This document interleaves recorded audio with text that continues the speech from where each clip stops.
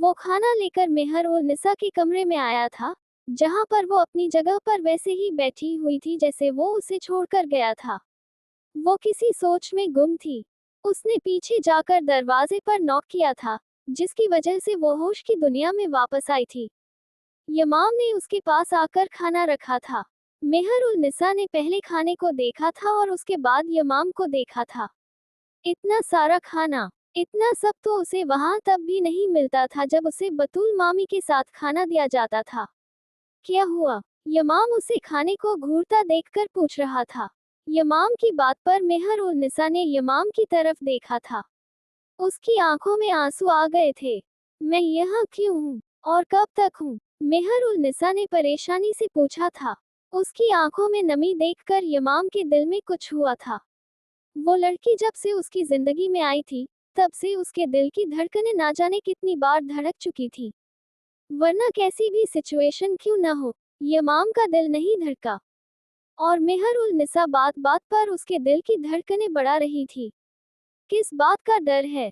जैसे यमाम जान गया हो, उसे फिर से घर छिन जाने का खौफ हो, जिन रवैयों की वो आदी हो चुकी थी, कहीं दोबारा उनमें वापस न चली जाए। नहीं, आप बताएं ना, मैं कब तक हूँ यहाँ? यमाम की तरफ देखते हुए मेहर ने पूछा था। तुम्हारा हर रास्ता अब इस तरफ ही आएगा। तुम अब यहाँ से कभी भी नहीं जाओगी। कभी भी नहीं। यमाम ने उसके आंसू साफ किए थे। आप मुझ पर इतना एहसान क्यों कर रहे हैं? मेहर उल निसा समझ नहीं पा रही थी उसके एहसान की वजह।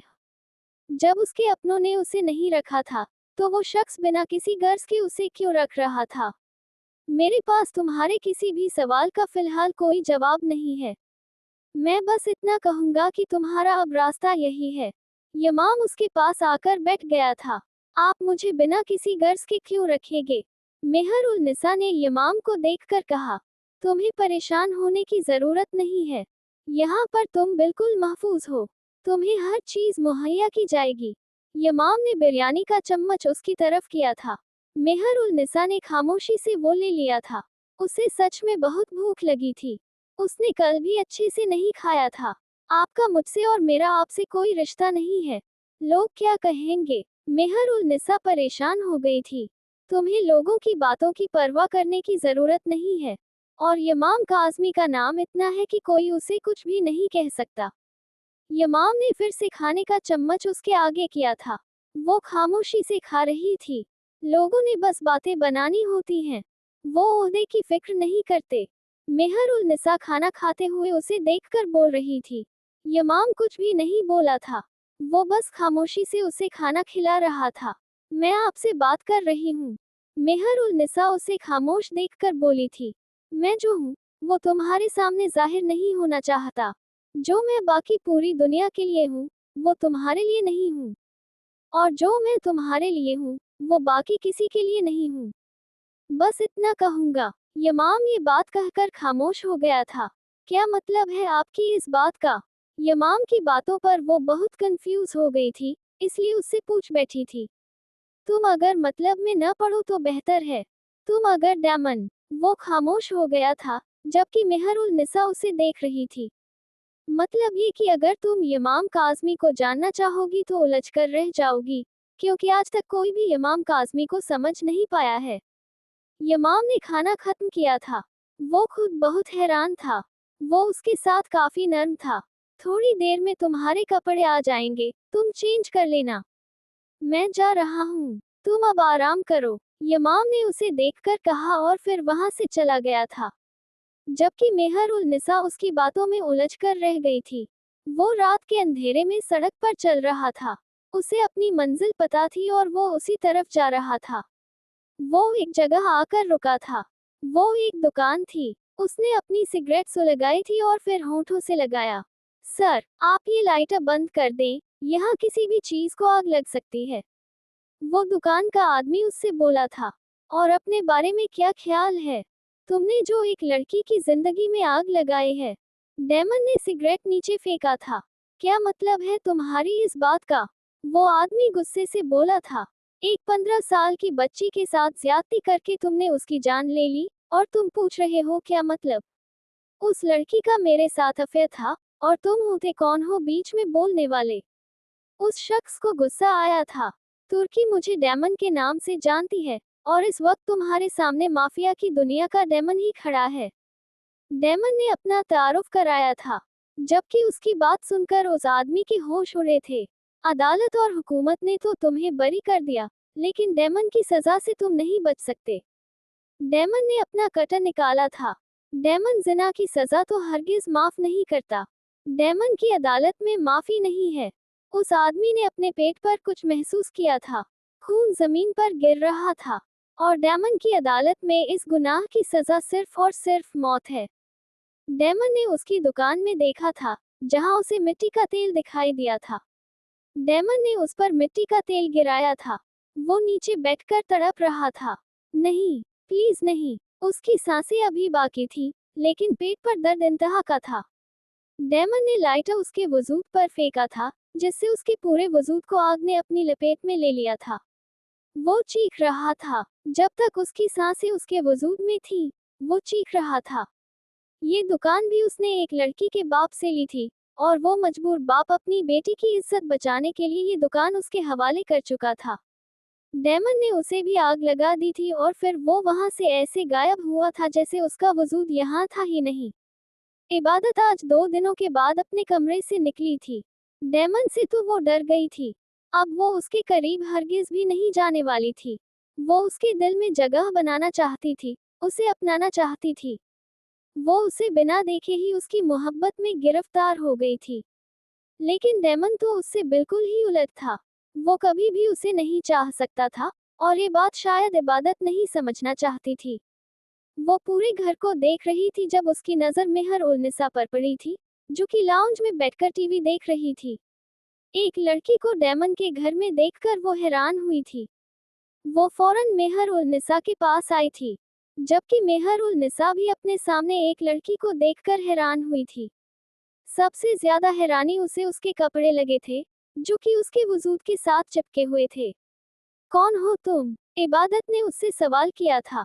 मेहर उल निसा खामोश हो गई थी। कौन थी वो, और किस हक से थी यहाँ? वो उस लड़की को क्या जवाब देती? उसे कुछ भी समझ नहीं आ रहा था। मैं कुछ पूछ रही हूँ तुमसे, कि कौन हो तुम? इबादत ने फिर से उससे पूछा था। अगर यही सवाल मैं आपसे करूँ तो? मेहर उल निसा को जब कुछ समझ नहीं आया तो उसने इबादत से पूछा था।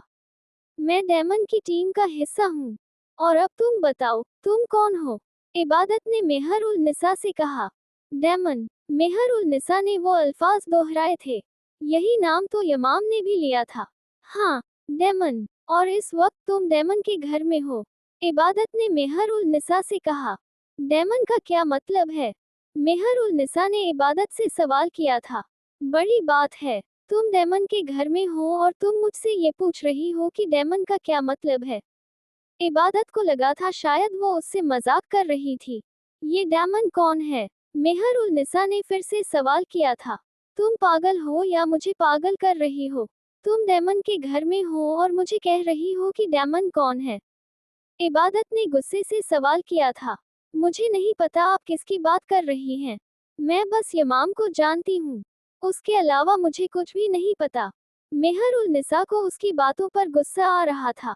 तुम्हें नहीं पता डेमन है? इबादत ने मेहर उल निसा से पूछा। नहीं, मुझे नहीं पता। मेहर उल निसा ने कहा था। यमाम तुर्की का डेमन है। उसने अपनी एक माफिया टीम बनाई है।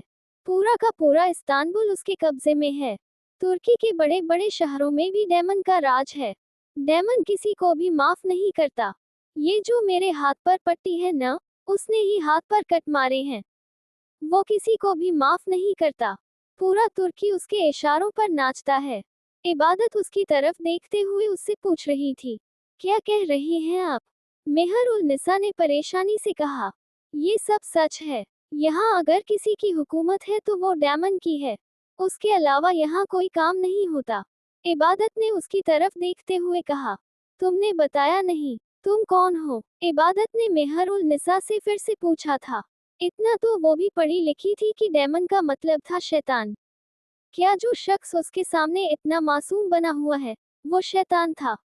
क्या यमाम लोगों को मारता है, उनकी जान लेता है? मेहर उल निसा ने इबादत से पूछा।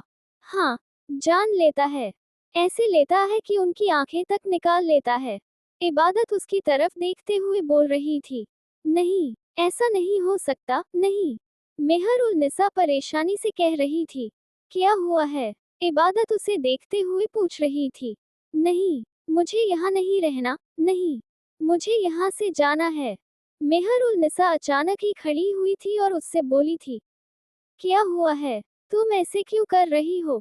इबादत उसे देखते हुए कह रही थी, नहीं, बस मुझे यहाँ नहीं रहना, मुझे जाना है।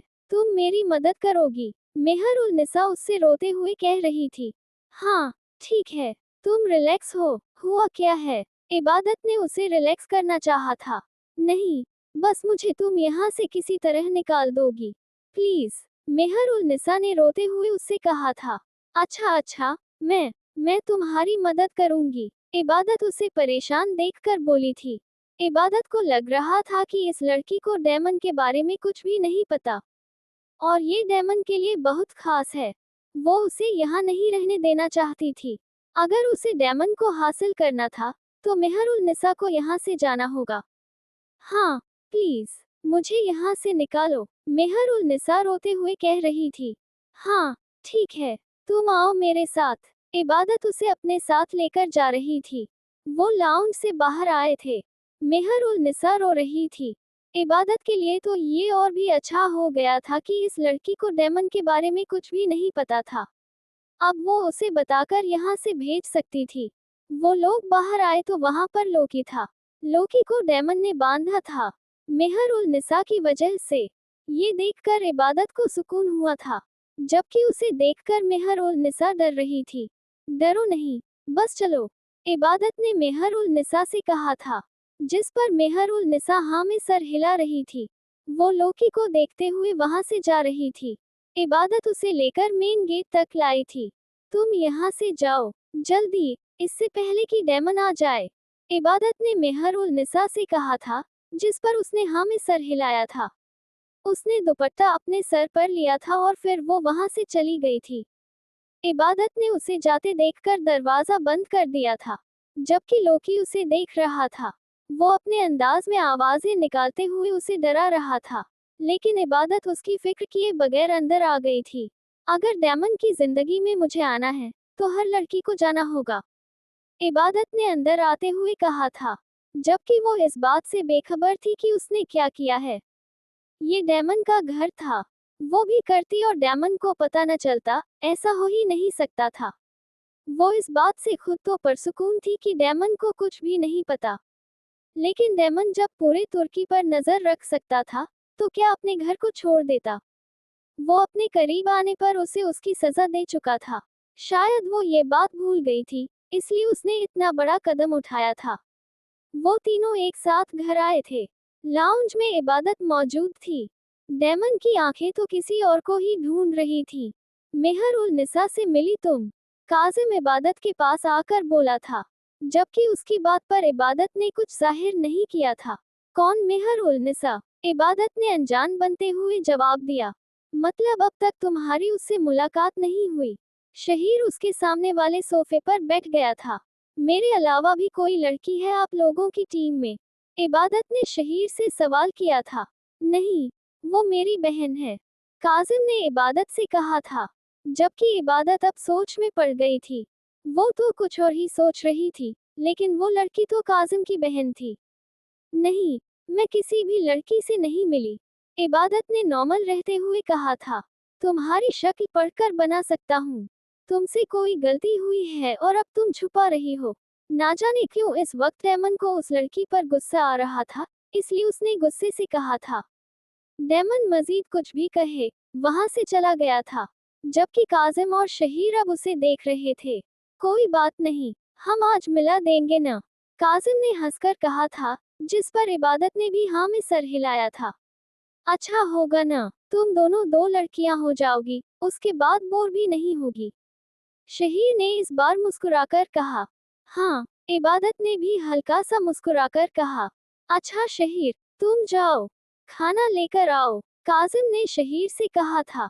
मैं ही क्यों, आज आप जाएं, शहीर ने काजिम से कहा था। जाते हो या डेमन से कहूं?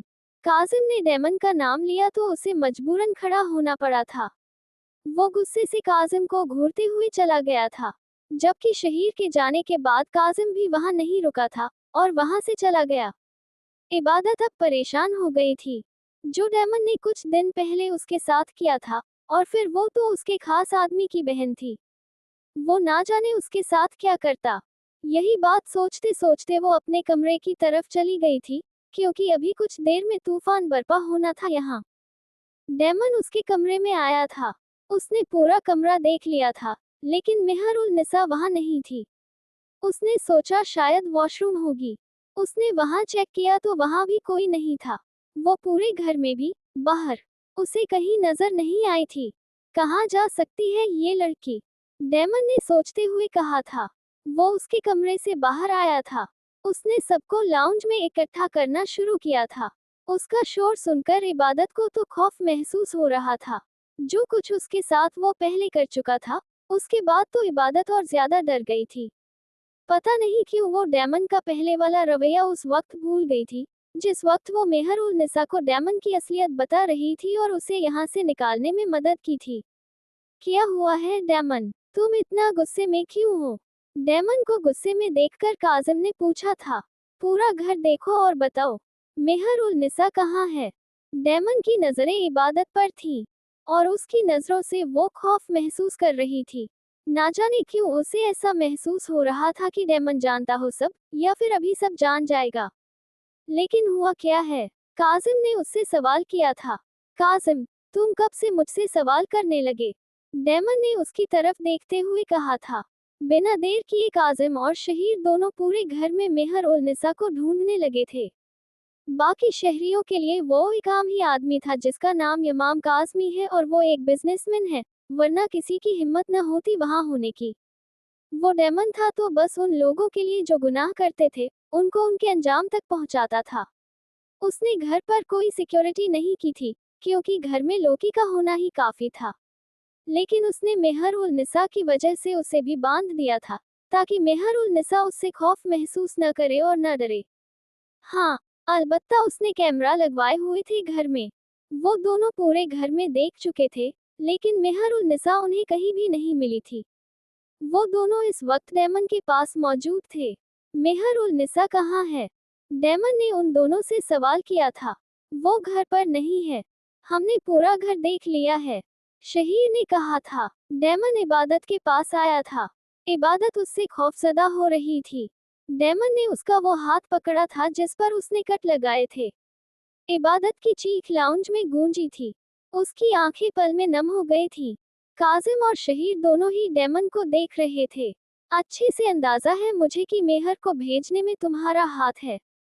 डेमन हूँ, हर चीज परख सकता हूँ।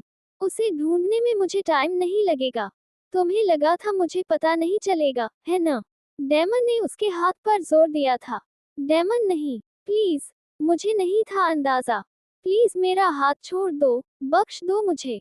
इबादत रोते हुए कह रही थी। शहीर, इस लड़की को बेसमेंट में डाल दो, जब तक कि मैं मेहर उल निसा को वापस नहीं ले आता। डेमन ने शहीर की तरफ देखते हुए कहा था। डेमन ने उसे शहीर के कदमों में फेंका था। मैं किसी भी लड़की के साथ यूं पेश नहीं आता, लेकिन तुमने मुझे मजबूर किया है। तुम मेरे जज्बों के साथ खेली हो। वो लड़की जिसको तुमने यहाँ से भेजा है, न वो डेमन के दिल में रहती है। डेमन की दुनिया है वो उसमें। डेमन ने अपने दिल वाले मकाम पर हाथ रखा था। प्लीज, प्लीज मुझे माफ कर दो डेमन, प्लीज। इबादत उसे जाता देखकर बोल रही थी। इतना तो उसे भी अंदाजा हो गया था कि डेमन माफ नहीं करता, सजा देता है। खड़ी हो इबादत, तुम्हें तुम्हारी जगह पहुंचा दूं, उसके बाद मुझे डेमन के पास भी जाना है। शहीर ने उससे रूखी बात की थी। मेहर उल निसा काजिम की छोटी बहन थी। काजिम का और उसका रिश्ता भाइयों वाला था। उस हिसाब से वो उसकी भी बहन हुई थी। ये इबादत ने बिल्कुल भी अच्छा नहीं किया था। प्लीज, तुम डेमन से बात करो ना, इबादत रोते हुए कह रही थी। उसके हाथ से खून निकल आया था। डेमन और काजिम जा चुके थे। अभी के लिए चलो, शहीर ने इस बार गुस्से से कहा था। उसके गुस्से से डरते हुए इबादत उसके पीछे पीछे गई थी। शहीर ने उसे बेसमेंट में डाला था। बेसमेंट में जब पहली बार उसे डेमन लाया था, तभी उसे खौफ महसूस हो रहा था। अब तो उसने ना जाने कब तक यहाँ रहना था। डेमन ने अपने पूरे आदमियों को लगा दिया था मेहर उल निसा को ढूंढने पर। पूरा इस्तांबुल उसने अपने कब्जे में बस कुछ मिनटों में ले लिया था। वैसे ही पूरा इस्तांबुल उसके अंडर था, बस उसके ऑर्डर की देर थी। वो कार बहुत तेज तेज खुद भी चला रहा था। उसका हिसाब अभी उसने लोकी से भी लेना था। वो उन्हें डराकर रोक सकता था, और दूसरा ये कि उसने उसे किसी इतने अच्छे से नहीं बांधा था कि वो खुल न पाए। उसे मेहर उल निसा पर भी गुस्सा था। वो कैसे चली गई थी? हिसाब मेहर उल निसा ने भी देना था। वो सबके लिए एक जैसा था, चाहे मोहब्बत हो चाहे नफरत। उसके दिल पर उस वक्त क्या गुजर रही थी, कोई भी नहीं जान सकता था। उसकी सांसें बंद हो रही थी। वो लड़की एक पल में ही पूरी की पूरी उसके अंदर उतर चुकी थी। इतने सालों बाद वो पहली बार किसी के लिए इतना परेशान हुआ था। अब ये बात तो तय थी, अगर मेहर मिल गई तो यमाम के हाथों से उसने आज जान से जाना था। वो आज सच में मेहर की जान लेने का इरादा रखता था। उसे हद से ज्यादा गुस्सा आ रहा था इस लड़की पर। वो गई ही क्यों थी? जैसी भी सिचुएशन हो, वो गई ही क्यों? एक बार तुम मुझे मिल जाओ, अपने हाथों से तुम्हें दफन करूंगा। डेमन बहुत तेज ड्राइव कर रहा था। वो उसे खुद भी ढूंढ रहा था। अचानक ही उसके नंबर पर कॉल आई थी। डेमन ने फौरन कॉल उठाकर मोबाइल कान से लगाया था। डेमन, वो लड़की मिल गई है। उसके एक आदमी ने कॉल की थी। कहाँ है वो, और तुम लोग कहाँ हो? डेमन ने फौरन सवाल किया था। सुलेमानिया मस्जिद के करीब ही वो लड़की है, डेमन। मैं लोकेशन भेज रहा हूँ। उसने बस इतनी सी बात की थी और अगले ही पल लोकेशन डेमन के पास थी। डेमन, वो लड़की मासूम है। तुम अच्छे से जानते हो। काजिम उस वक्त पता नहीं क्यों उससे ये बात कह रहा था, वरना वो खुद बहुत अच्छे से जानता था कि डेमन इस वक्त कितने गुस्से में है और वो क्या कर सकता है। खामोश, काजिम। डेमन गुस्से से चीखा था। वो हद से ज्यादा तेज गाड़ी दौड़ा रहा था। काजिम भी खौफ में मुब्तला था, बस उसकी बहन के साथ कुछ न हो। वो डेमन था, वो उसे कुछ कह भी नहीं सकता था। डेमन की गाड़ी मेहर उल निसा के सामने आकर रुकी थी। वो जो पहले ही डरी हुई थी, सहमी हुई थी, उसे कहाँ जाना है, मजीद खौफजदा हो गई थी। मेहर उल निसा ने कार में बैठे शख्स को देखा था। उसके तो रोंगटे खड़े हो गए थे और वो खौफजदा होते हुए उसे देख रही थी। डेमन की भी नजर उस पर पड़ी थी। डेमन कार से निकला था। काजिम और शहीर भी उसके पीछे पीछे आए थे। मेहर उल निसा ने वहां से भागना चाहा था। अभी उसने एक कदम ही आगे लिया था कि डेमन ने उसकी कलाई पकड़ ली थी। उसने इतनी सख्ती से उसकी कलाई पकड़ी थी कि मेहर को लगा था उसके हाथ की पसलियां टूट जाएंगी। वो नम आंखों से डेमन को देख रही थी। डेमन ने भी उसकी तरफ देखा था, लेकिन उसका मासूम चेहरा देखकर डेमन को आज उस पर तरस नहीं आया था। डेमन उसे खींचते हुए लेकर जा रहा था और वो उसके साथ खींची जा रही थी। डेमन ने गाड़ी का दरवाजा खोलकर उसे अंदर धक्का दे दिया था। मेहर उल निसा अब बाकायदा रोने लगी थी। जो रूप इमाम का उसे इबादत ने बताया था, वो इस वक्त उसके सामने उस रूप में था। काजिम और शहीर पीछे बैठे थे और डेमन ने कार स्टार्ट की थी। यमाम को गुस्से में देखकर अब उसकी सिसकियां निकलना शुरू हो चुकी थी, जो कि डेमन को बिल्कुल भी पसंद नहीं आ रही थी। खामोश, अपने आंसू साफ करो। डेमन ने गाड़ी की स्पीड मजीद बढ़ा दी थी। जबकि डेमन के इस तरह कहने पर मेहर उल निसा पूरी तरह से कांप रही थी और अब उसकी सिसकियां मजीद बढ़ गई थी।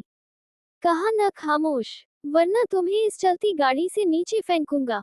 डेमन ने सामने की तरफ देखते हुए गाड़ी चलाते हुए कहा था। मेहर उल निसा बहुत ज्यादा डर गई थी। वो अब कांपते वजूद के साथ अपनी सिसकियां रोक रही थी। काजिम, अपनी बहन को समझा देना कि ये डेमन की कैद से कभी भी नहीं निकल सकती। डेमन ने सामने की तरफ देखते हुए कहा था। मेहर उल निसा तो हैरानी से उसके अल्फाज को सुन रही थी। बहन कैसे? वो तो एक ही थी। उसका तो कोई बहन भाई नहीं था। न मेरी कोई बहन है और न ही भाई है। और मुझे आपके साथ भी नहीं रहना। आप होते कौन हैं मुझे अपने साथ रखने वाले? मेहर उल निसा को समझ नहीं आया था उसमें इतनी हिम्मत कहाँ से आई थी और वो कैसे डेमन के सामने इतना सब कुछ कह चुकी थी। काजिम, इसे बताओ तुम कैसे उसके भाई हो? और हाँ, इसे ये भी समझा दो कि ये डेमन की कैद से नहीं निकल सकती। डेमन नहीं चाहता था कि वो अपने गजब का निशाना मेहर को बनाए। मेहर, खामोश। अभी वो कुछ कहना चाह रही थी जब काजिम ने कहा था। वो भी खामोश हो गई थी। बाकी पूरे रास्ते गाड़ी में खामोशी थी। बस वो फुल स्पीड से गाड़ी दौड़ा रहा था। एक छोटी सी गलती इतनी तेज स्पीड में उन सब की जान ले सकती थी। डेमन उसे खींचकर अंदर ला रहा था। उसने मेहर को लाउंज में लाकर फेंका था। वो खुद पर कंट्रोल कर रहा था, लेकिन उससे कंट्रोल नहीं हो रहा था। उसने बहुत कोशिश की थी, लेकिन उससे अपने गुस्से पर कंट्रोल नहीं हो रहा था। डेमन किसी को माफ नहीं करता। हाँ, नहीं करता। डेमन किसी को भी माफ। और इसको तो हरगिज नहीं, जिसने उससे उसकी सांसें छीनने की कोशिश की हो। डेमन ने उसे खड़ा किया था और एक के बाद दूसरा थप्पड़ उसके एक ही गाल पर मारा था। तुम पागल हो डेमन, ये क्या कर रहे हो? छोड़ो उसे। काजिम ने बीच में आना चाहा था। उसका दिल तड़पा था जैसे ही मेहर के गाल पर थप्पड़ पड़े थे। खामोश, आगे मत आना। डेमन गुस्से से दहाड़ा था। उसको इंतहाई गुस्से में देखकर काजिम अपनी जगह पर ही खड़ा हो गया था और अब वो बस उसे मार खाता देख रहा था। उसने तकरीबन एक साथ 8 थप्पड़ उसके चेहरे पर मारे थे। अभी तो डेमन ने उसे पकड़ा हुआ था, जिसकी वजह से वो गिर नहीं रही थी। उसके गाल से खून निकल आया था। उसके होंठ भी फट गए थे। डेमन ने उसे छोड़ा था, जिससे वो जमीनबोस हुई थी। उसके थप्पड़ों की वजह से मेहर बेहोश हो गई थी। काजिम ने उसके पास आना चाहा था, लेकिन डेमन ने रोक दिया था। शहीर, पानी लाओ, डेमन ने शहीर से कहा था, लेकिन वो देख मेहर को रहा था। शहीर फौरन गया था और जल्दी जल्दी पानी लाया था। यमाम ने उसके हाथ से पानी का गिलास लिया था और पूरा का पूरा उसके चेहरे पर फेंका था, जिससे वो होश में आ रही थी आहिस्ता आहिस्ता। लेकिन उसे अपने गाल पर और होठों पर दर्द महसूस हो रहा था।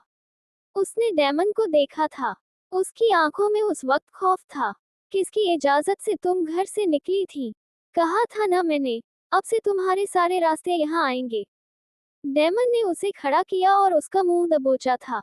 जबकि मेहर उल निसा ने तो सोचा ही नहीं था कि उसके साथ ऐसा कुछ भी होगा। लाउंज में सन्नाटा छा चुका था। ये बात तो तय थी कि यमाम उसे छोड़ने वाला नहीं था।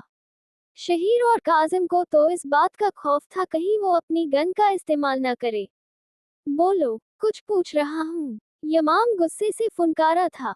मेहर ने कुछ बोलने की कोशिश की थी, लेकिन नहीं हुआ था। उसके हाथ पांव बुरी तरह से कांप रहे थे और यमाम के रवैये ने उसकी रूह फना कर दी थी। ये तुम्हारी पहली और आखिरी गलती थी। उसके बाद तुम्हें अपने हाथों से दफन करूंगा। यमाम ने उसे दूर फेंका था, जिससे वो टेबल के साथ जाकर लगी थी। काजिम ने सुख का सांस लिया था।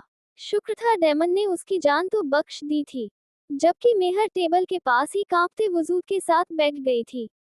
यमाम अब थोड़ा रिलैक्स नजर आ रहा था। अब उसने फिर से नजर मेहर पर डाली थी, जो कि रोए जा रही थी।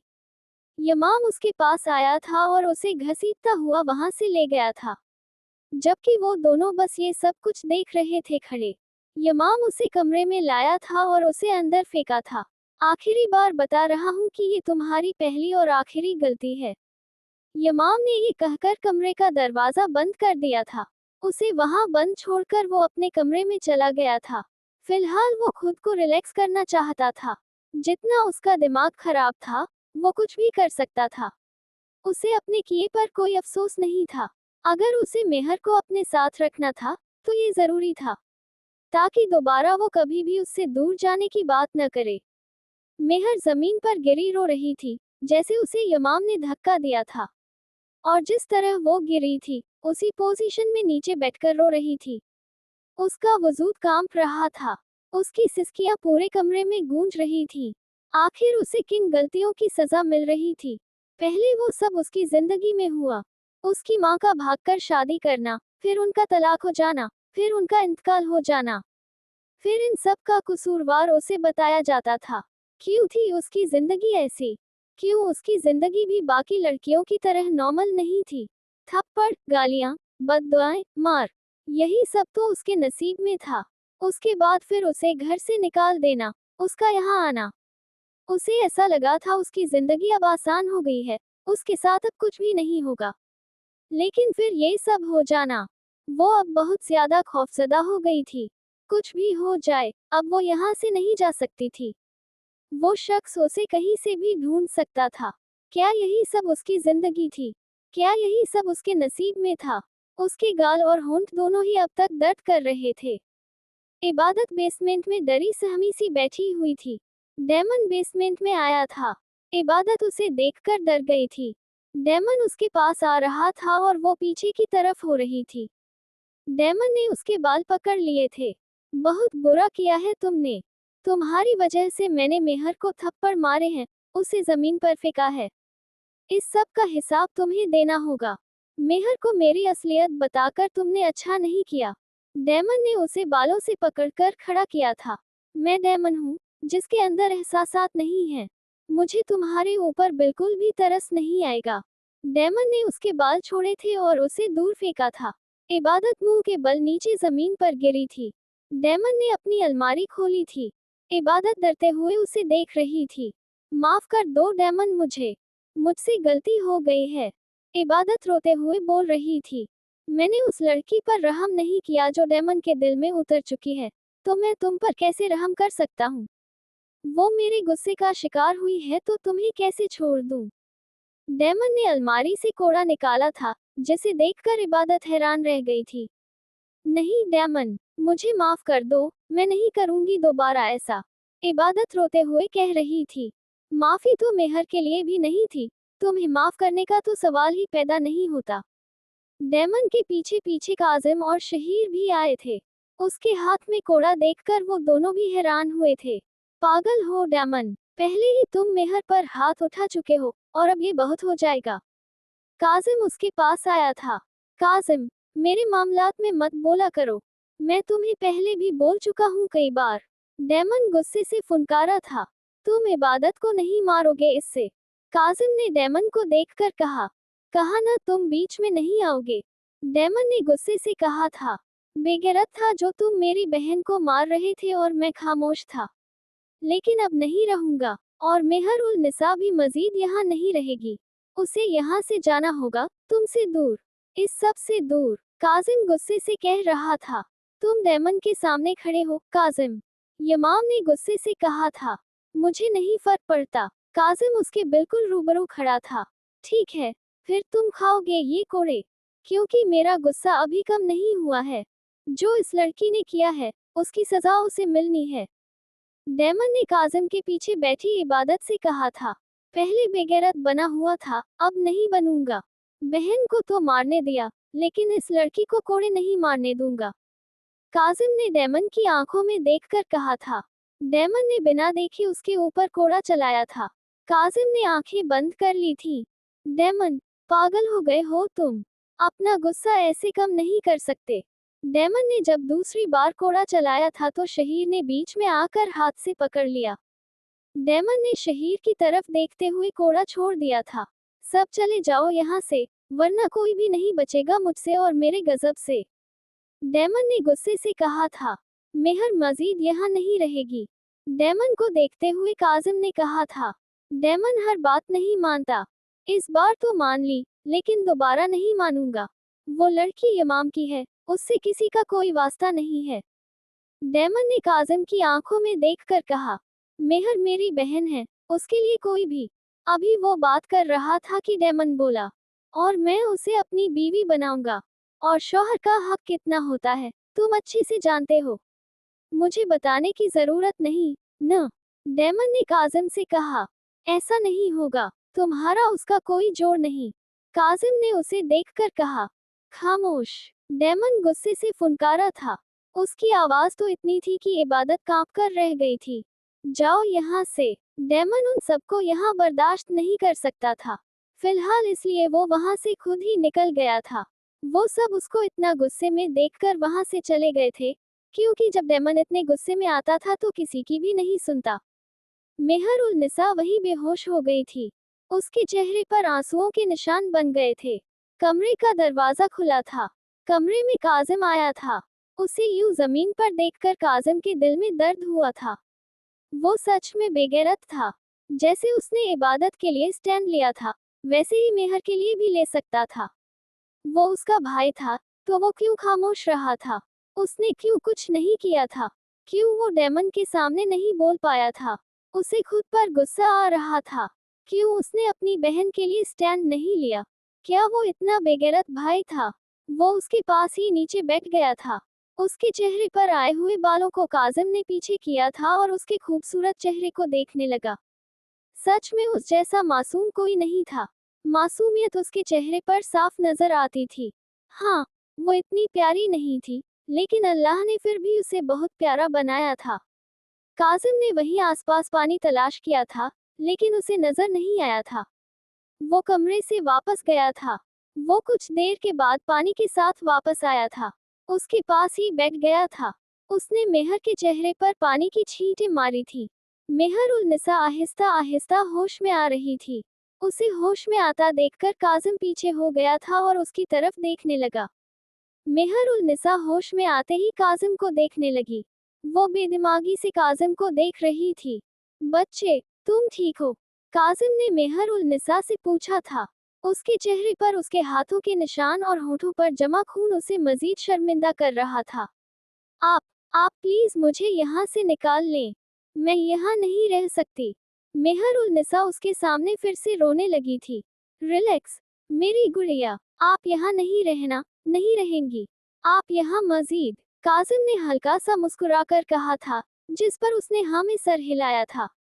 आप मुझे यहाँ से निकाल लेंगे ना? मेहर उसकी तरफ देखते हुए पूछ रही थी, जैसे उसके अंदर कोई उम्मीद पैदा हुई हो। अपने भाई पर यकीन रखो, वो इंशाल्लाह तुम्हें यहाँ से निकाल लेगा। काजिम ने उसकी तरफ देखकर कहा। उसकी बात पर मेहर उसे हैरानी से देख रही थी। आपकी बतूल मामी का बेटा हूँ। सुना होगा उनसे, उनके बेटे को छीनकर उनके ही शौहर ने बेच दिया था। काजिम ने उसके सामने ये बात की तो वो हैरानी से काजिम को देख रही थी। ये नहीं हो सकता। नहीं, मेहर ना में सर हिला रही थी। क्यों नहीं हो सकता? काजिम ने उसके यूं कहने पर कहा। आप भी मेरे साथ कोई गेम खेल रहे हैं। मुझे सब पता है। आप भी इस डेमन के साथ मिले हुए हैं। मेहर ने उसकी तरफ देखते हुए कहा था। नहीं, ऐसा नहीं है बच्चे। काजिम ने उसे समझाना चाहता था। ऐसा ही है, आप उनके साथ मिले हुए हैं। आप सब लोग एक जैसे हैं। मेहर ने नम आंखों से कहा था। तुम्हारा भाई ऐसा नहीं है। काजिम ने उसे यकीन दिलाना चाहा। आप मेरे भाई नहीं हैं। मेहर उल निसा उससे दूर हुई थी। मेरी गुड़िया, मैं कैसे यकीन दिलाऊं आपको कि मैं ही आपका भाई हूँ? काजिम उसे पीछे जाता देखकर बोला था। अच्छा, अगर ऐसी बात है तो फिर आप मुझे यहाँ से निकालेंगे। मुझे यहाँ नहीं रहना, मेहर ने रोते हुए कहा था। ठीक है, तुम्हारा भाई तुम्हें यहाँ से निकालेगा। काजिम ने उसकी तरफ देखते हुए कहा, जिस पर उसने हाँ में सर हिलाया था। तुम ऐसा करो, फ्रेश हो जाओ, मैं खाना लाता हूँ। काजिम ने उसकी तरफ देखते हुए कहा। नहीं, मुझे भूख नहीं है।